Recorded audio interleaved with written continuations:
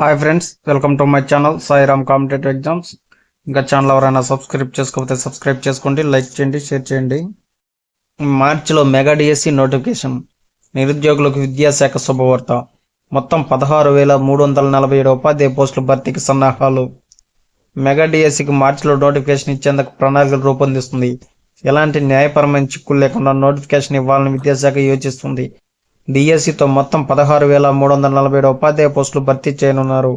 అందులో secondary grade టీచర్లు ఎస్జిటిలు 6,371, school అసిస్టెంట్లు 7,725, ట్రైనడ్ గ్రాడ్యుయేట్ టీచర్ టీజీటీలు 1,781, పోస్ట్ గ్రాడ్యుయేట్ టీచర్స్ పీజీటీలు 286, ప్రిన్సిపల్ 52, వ్యాయామ ఉపాధ్యాయులు పీఈటీలు 132 పోస్టులు భర్తీ చేయనున్నారు. నేటి నుంచి వెబ్సైట్లో గ్రూప్ 2 హాల్ టికెట్లు. గ్రూప్ 2 ప్రధాన పరీక్షకు సంబంధించి హాల్ టికెట్లను గురువారం నుంచి వెబ్సైట్లో అందుబాటులో ఉంటాయని ఏపీపీఎస్సీ ప్రకటించింది. అభ్యర్థులు ముందుగానే డౌన్లోడ్ చేసుకుని అందులో సూచనలు పాటించాలని పేర్కొంది. గ్రూప్ 2 ప్రధాన పరీక్షలు ఈ నెల 23న 13 జిల్లా కేంద్రాల్లో జరగనున్నాయి. పేపర్ 1 ఉదయం 10 గంటల నుంచి 12:30 గంటల వరకు, పేపర్ 2 సాయంత్రం 3 గంటల నుంచి 5:30 గంటల వరకు ఉంటుంది. ప్రభుత్వ శాఖలోకి సచివాలయాల మిగులు ఉద్యోగులు. నెలాఖరులోగా హేతుబద్ధీకరణ ప్రక్రియ పూర్తి చేసే యోచనలో అధికారులు. గ్రామ వార్డు సచివాలయాల్లో ఉద్యోగుల హేతుబద్ధీకరణలో భాగంగా మిగులు ఉద్యోగులను ఇతర ప్రభుత్వ శాఖల్లో వినియోగించుకునే విషయమై అధికారులు సమాలోచనలు చేస్తున్నారు. ఇందుకోసం వివిధ ప్రభుత్వ శాఖల ఉన్నతాధికారులతో సచివాలయ శాఖ సమావేశాలు నిర్వహిస్తుంది. వివిధ ఇంజనీరింగ్ విభాగాలకు ఉన్నతాధికారులతో బుధవారం సమావేశం జరిగింది. సంక్షేమ శాఖల ఉన్నతాధికారులతో గురువారం మరో సమావేశం నిర్వహించనుంది.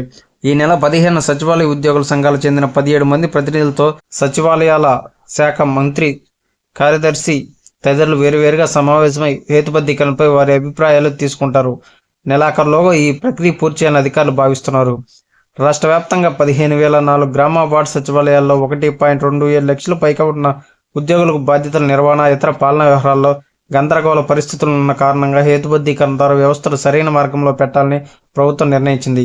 2,500 వరకు జనాభా కలిగిన సచివాలయాన్ని ఏ కేటగిరీ, 2,500 నుంచి 3,500 వరకు బి కేటగిరీ, 3,500 కంటే మించి జనాభా గల సచివాలయాలను సి కేటగిరీ విభజించి వీటిలో ఉద్యోగులను కేటాయింపునకు ఇటీవల మార్గదర్శకాలు జారీ చేసింది. ఉద్యోగులను కూడా మల్టీపర్పస్, టెక్నికల్, అస్పిరేషనల్, ఫంక్షనల్గా విభజించి ఏ కేటగిరీ సచివాలయాల్లో 6, బి కేటగిరీ సచివాలయాలు 7, సి కేటగిరీ సచివాలయాలు 8 మంది ఉద్యోగులను కేటాయించాలని నిర్ణయించారు. ఇంజనీరింగ్ అసిస్టెంట్లు, వార్డ్ ఎమ్యూనిటీ కార్యదర్శి సేవలను వివిధ ఇంజనీరింగ్ శాఖల్లో వినియోగించుకునే విషయాన్ని ప్రభుత్వం పరిశీలిస్తున్నట్టు తెలుస్తుంది. పంచాయతీరాజ్ ఇంజనీరింగ్, రోడ్డు, భవనాలు, ప్రజారోగ్య ఇంజనీరింగ్, జలవనరులు, పోలీస్, హౌసింగ్, ఇతర ఇంజనీరింగ్ విభాగాల ఉన్నతాధికారులతో సచివాలయాల శాఖ బుధవారం సమావేశం ఏర్పాటు చేసింది. ఇంజనీరింగ్ విభాగాల్లో వీరి సేవలు వినియోగించుకునే విషయమై ప్రధానంగా చర్చిస్తున్నట్టు తెలుస్తుంది.